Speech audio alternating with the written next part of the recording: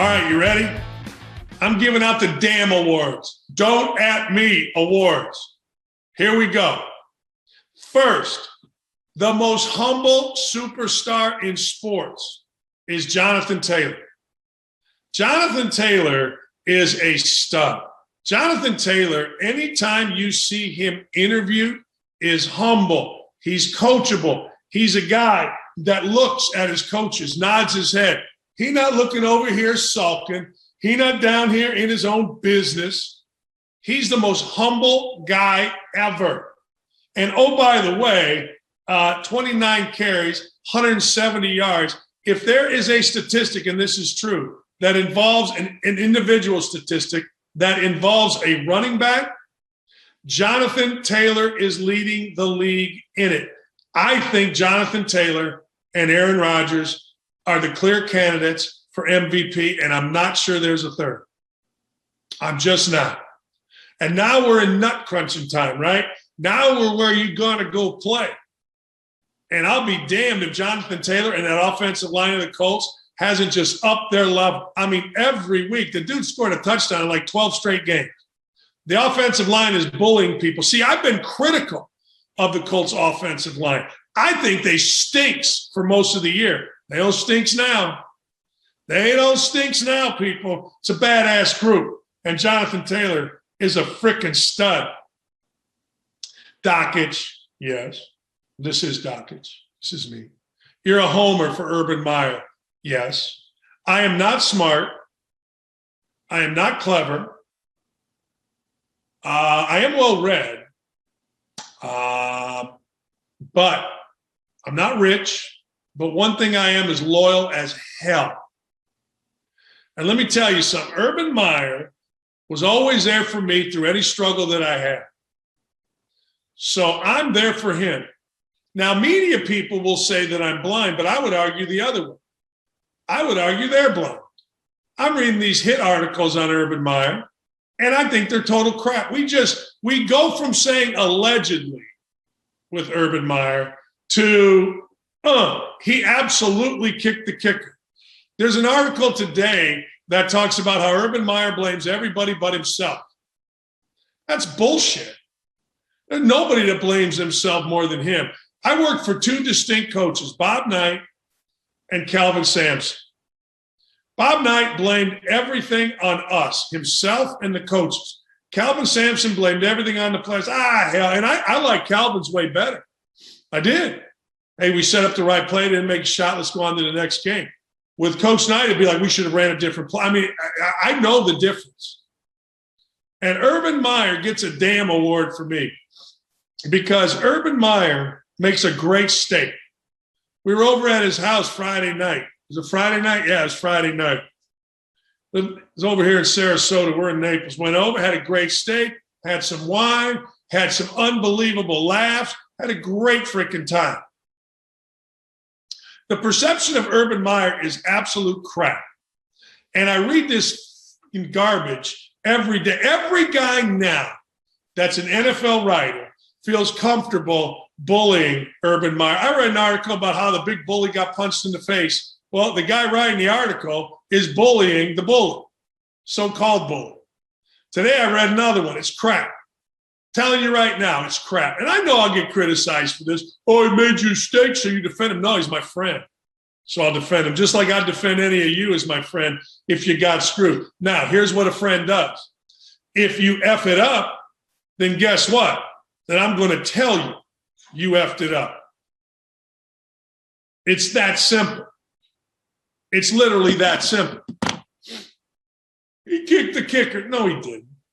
No, he didn't. Let me tell you something. That kicker's so good. Why isn't he on another NFL team? I'll tell you why. Because apparently he's a pain in the ass. I don't know if he is or isn't. Urban didn't comment on it. I just know that I coached. He kicked me. It wasn't a 5, but this shouldn't happen. Of course. But you know what? When you're on a practice field, guys will smack each other. Who knows what the context was? He called his coaches losers. No, he didn't. He wanted to know what he won. What'd you ever win? What the hell we ever won around here? And then what happens with assistant coaches, particularly the wide receiver guy, what happens is they go leak it to their agent who goes and leaks it to the press.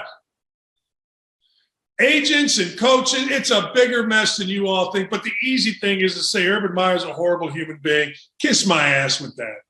You know, I've had it. I don't give a damn. Dan Wetzel or Paul Ferrara or who all the – I like them all. They're great.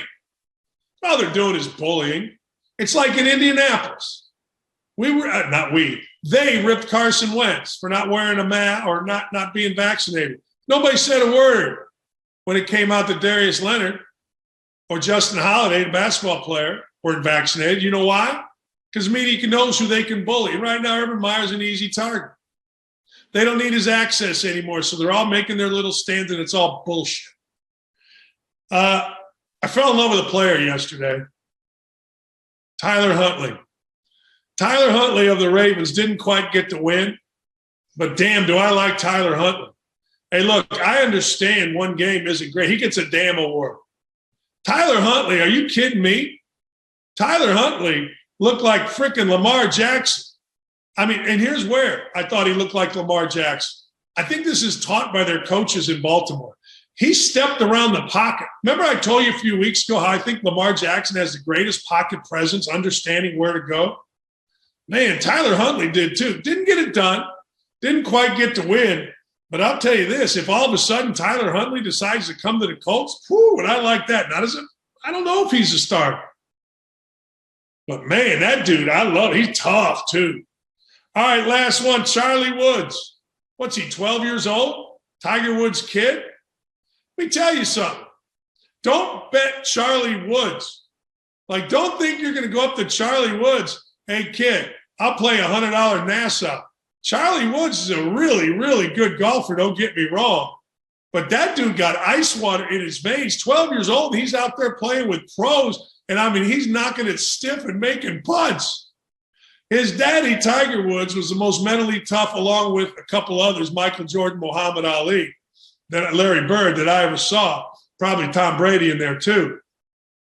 But Charlie Woods, hey, I got no idea whether or not Charlie Woods is going to become a great player or not. Girls in cars get in the way. You know, I always used to say in recruiting, yeah, the kid's a great eighth grader, but wait till he starts driving and finds girls. I don't know. But I know this. I've never seen nothing like 12-year-old Charlie Woods. Charlie Woods is rolling in putts in front of big galleries playing with pros. Was he 11, 12 years old?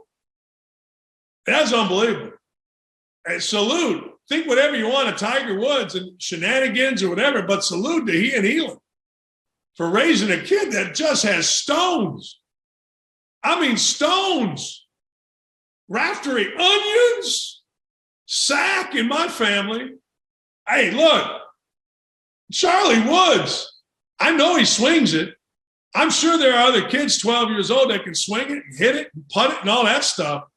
But I'm not sure there's any 12-year-olds that can go ahead and do that in that environment on national TV. Did you see that?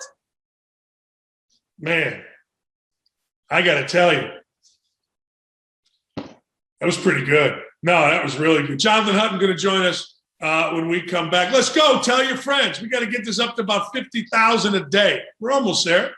We'll get there. Charlie Woods. Hey, Charlie, I know you're only 12, but can you putt this for me? Holy hell. Pretty good. Jonathan Hutton, I got a lot to get to. I do. I got some hot takes. I got some bets for you. I'm 14-3. Remember this, 14-3. I got my NBA top 5. You're not going to like my NBA top 5. You're going to be mad at me for my NBA top 5. But if you listen to me, you'll prove yourself to be really smart. Let's go. It's Don't At Me. First of Christmas week. Very excited.